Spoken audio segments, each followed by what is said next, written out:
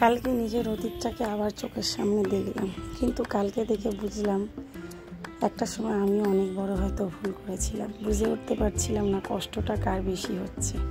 তো hello guys, welcome back to my channel Bengali me non Bengali বটক মিষ্টি ঝাল ব্লগে তোমাদের অনেক অনেক অনেক ওয়েলকাম। তো আশা করি তোমরা সবাই খুব ভালো আছো আর সুস্থ আছো।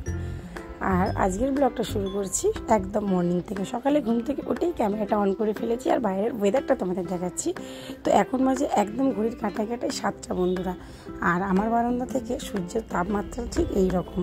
তোমাদের বলি, আমার বারান্দাটা পূর্ব দিকে, তো সূর্য ওঠাটা খুব সুন্দর থাকে সকালবেলা। আর দেখতেই পাচ্ছ আজকে প্রচণ্ড গরম দেবে, সূর্যের তেজ দেখেই বোঝা যাচ্ছে। আর সাথে দেখিয়ে দিলাম আমার ঝরঝরে গাছগুলো, তুলসী গাছ, অ্যালোভেরা গাছ। আর এই দেখো আমার বারান্দা থেকে বাজার দেখা যাচ্ছে, দেখতে পাচ্ছ রবিবারের বাজার। সকাল 7টাতেই কিন্তু বেশ মানুষজন রাস্তায় ভিড় হয়ে গেছে। আর পাশের বাড়ির ছাদেও বুঝতে পারছো কত রোদ পড়েছে। তারপরে চলে এলাম বন্ধুরা বাসি বিছনাটা ঝাড়তে। তো তোমরা হয়তো ভাববে বন্ধুরা, কয়েকদিন ধরেই আমি মানে 1 সপ্তাহের বেশি হয়ে গেল আমার এই বেডশিটটা চেঞ্জ করিনি। কারণ আমি তো 5 দিনেই বেডশিট চেঞ্জ করে দিই, কিন্তু এখন আর গরমে বেডশিট কেন চেঞ্জ করিনি তোমরা হয়তো এটাই ভাবছো। তো বন্ধুরা তোমাদের বলে দিই, অমাবতী লেগেছে বলে ঘরের এখন বেডশিট চেঞ্জ করছি না। অমাবতী কেটে গেলে মা পরিষ্কার হবে, তখন এই বেডশিট সব তুলে তালে কাচাকুচি করবো, আমি নিজেও পরিষ্কার হব, ওই জন্য আর বেডশিট তোলা হয়নি। তো কোনো রকমভাবে ঝেড়ে পুছে 2 দিন রাখি, তারপর মঙ্গলবারের দিকে বেডশিটটা তুলে দেবো। তো সকাল সকাল এই যে সুন্দর করে বেডশিটটা ভালো করে ঝেড়ে গুছিয়ে নিচ্ছি। তো সকালে যখন ঘুম থেকে উঠেছিলাম বন্ধুরা, খুব ফ্রেশ মুডে উঠেছিলাম। কারণ আগের 2 ব্লগে তোমাদের আমি শেয়ার করেছি যে ঠিকঠাক মতন ব্লগ করে ওঠা হয়নি কিছু মানে প্রবলেমের জন্য, কারণ বাইরে চলে গেছিলাম এর জন্য। আর কালকে সকাল থেকে ঘুম থেকে উঠে গেছিলাম, আজকে একটা মর্নিং থেকেই একটা হলিডে রুটিন তোমাদের সাথে শেয়ার করব। যেটা হলিডে রুটিনে সংসারের কাজগুলো কিন্তু আমাদের রোজারই মতন টাইম টু টাইম করে নিতে হয়। সকালে যে বাসি কাজগুলো থাকে সেইভাবেই সমস্ত কাজটা গোছাচ্ছিলাম। তো দেখো বিনাটা বেশ পরিপাটি করে সুন্দর করে ঘুচিয়ে ঝেড়ে নিলাম। আর তারপর এবার ঘরটা ভালো করে ঝাঁটা দিয়ে নেব। কিন্তু এই ঝাঁটা ফাটা দেওয়ার পর যখন আমি জামা কাপড় কাচতে মানে কাচা শুরু করছিলাম, ঠিক সেই সময় ঘটনাটা ঘটে আর কি। তো চলো বন্ধুরা আই তোমাদের শেয়ার করে দিই। তো আমার বড়রা হচ্ছে 3 ভাই, আমি বড়। তো আমরা সেপারেট থাকি। আগে আমাদের পুরনো বাড়ি যেখানে আমরা সবাই একটা সময় থাকতাম, এখন সেই বাড়িতেই আমি থাকি। বাকি সবাই যে যার মতন সে তার নতুন নতুন বাড়ি বেঁধে চলে গেছে, কিন্তু আমি সেখানেই ভাড়া বাড়িতে থাকি আমার বরকে নিয়ে। তো কালকে হঠাৎ সময় 9টার দিকে শ্বশুর শাশুড়ি চলে এসেছে, এখানেই থাকবে। মানে কিছু ভুল বোঝাবুঝি হয়েছে, ছোটো দেওয়ারের কাছে আর কি থাকতো শ্বশুর শাশুড়ি। নতুন বাড়ি বেঁধেছে ছোটো দেওয়ার, খুব সুন্দর। তো সেই বাড়িতেই আর কি ওনারাও থাকতো। তো কিছু ভুল বোঝাবুঝি হয়ে ওনারা চলে এসছে। তো বুঝতেই পারছো, মানে বুঝতে পারো একটা সংসার ভেঙে গেছে।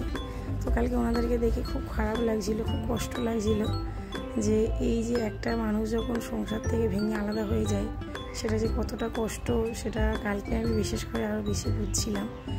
আমিও একটা সময় আলাদা হওয়ার ডিসিশান নিয়েছিলাম পারিবারিক কিছু ব্যাপারের জন্য। তো সেই সময় কিন্তু আমি খালি আমার কষ্টটাই ভেবেছিলাম যে আমি আজকে আলাদা হচ্ছি, আমার মানে অনেক কিছুর অসুবিধা হচ্ছে, বা আমি আলাদা হলে সামনের জন্য অনেক কিছু সুবিধা হবে। কিন্তু সেদিন ভাবিনি যে অ্যাকচুয়াল কষ্টটা কাদের বেশি হয়, আমরা ছেলে বৌমারা যখন আলাদা হয়ে যায়। কালকে শ্বশুর শাশুড়িকে দেখে বুঝলাম যে একটা ছেলে বৌমা যখন আলাদা হয়ে যায়, মা বাবা মানে শ্বশুর শাশুড়ির মনে কতটা কষ্ট হয়। আর বিশেষ করে সারা মানে কি বলবো, বয়সের 30-35টা বছর জীবনের ভাড়া বাড়িতে কাটিয়ে দিয়েছে। আজকে ছেলে এত বছর পর ঘর করেছে, ঘর করে সেই বাবা মাকে নিয়ে গেছে। আর তারপরে যখন সেই বাবা মাকে সেই ঘর ছেড়ে চলে আসতে হয়, তার যে একটা কষ্ট, সেই কষ্টটা সত্যি বন্ধুরা কেউ বলে বোঝাতে পারবে না। যে ওই সিচুয়েশানটা ফেস করে না, অ্যাকচুয়ালি সেই জানে ওই কষ্টটা কী।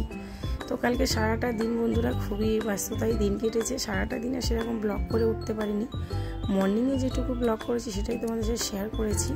তো কালকে শ্বশুর শাশুড়ি চলে এসছে, তার সাথে মেজো যাও এসেছিলো আর কি দেখা করতে। তো ওরাও ছিল সারাদিন, সব খাওয়া দাওয়া করে রাতের দিকে গেছে। তো মন মেয়া সত্যি কথা বলতে ভালো ছিল না, ওই জন্য আর ব্লগ করা ওঠেনি। তবে এই সব ব্লগগুলো আমি এই ব্যাড নিউজটা পাওয়ার আগেই করেছি। তো বাসনটা মেজে নিয়েছি, মেজে নিয়ে জামা কাপড়টা ভিজিয়ে তারপর ঘর বারান্দাটা পুছবো, কারণ ততক্ষণে জামা কাপড়টা একটু ময়লাটা আর কি ফুলে যাবে। আমি এইভাবেই করি, জামা কাপড়টা কমসে কম অ্যাটলিস্ট হাতে সময় না থাকলেও কম করে 10-15 মিনিট ভেজানোর চেষ্টা করি, এতে কিন্তু ময়লাটা পরিষ্কার হয়ে যায়।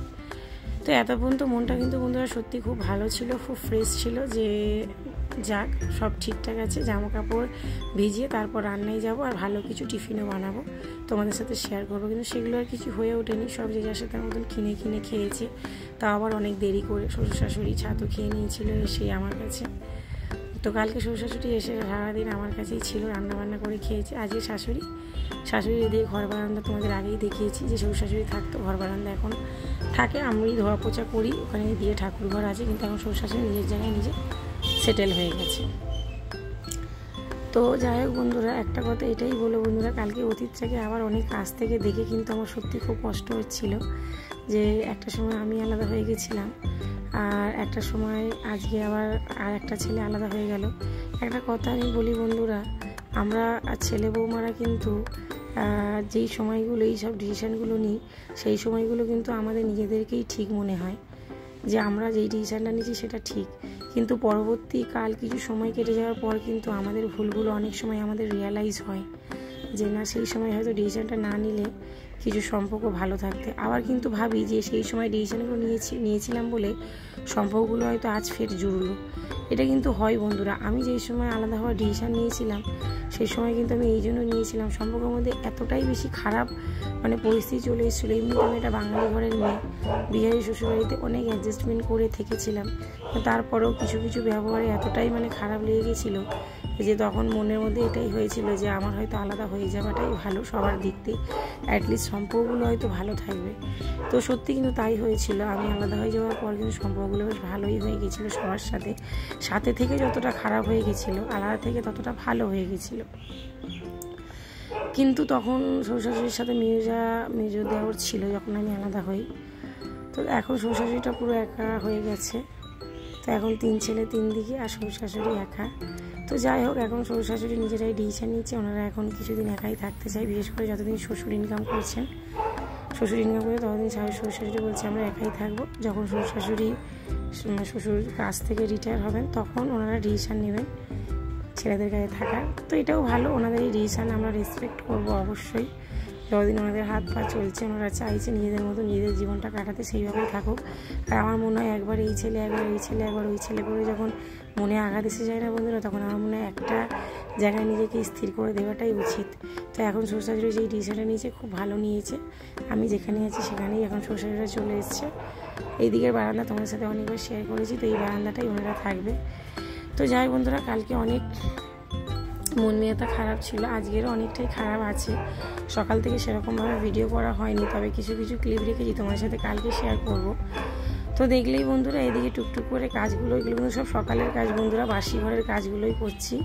গ্যাস সব পরিষ্কার করে নিলাম, দেখলে যে ঘর ক্লিনিংয়ের লাইজলটা এনেছি সেটা দিয়ে আমি গ্যাস পুষলাম।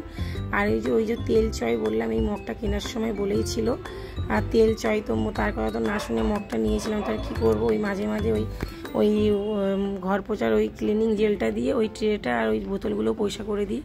আর এখানে দেখতে পাচ্ছ রান্নার অনেক আয়োজন সব করে নিয়েছি, কারণ সবাই আজ একসাথে খাওয়াবে। শ্বশুর শাশুড়ি যা দেওয়ার, 1 কড়া লাল চিকেনের ঝোল, তারপর করেছি নিড়ে মাছের কষা মাখা, আর পটল একটু মশলা দিয়ে ভেজেছি, আর সাদা ভাত ভেজে। এই হচ্ছে আজকে আমাদের সানডের দুপুরের লাঞ্চ।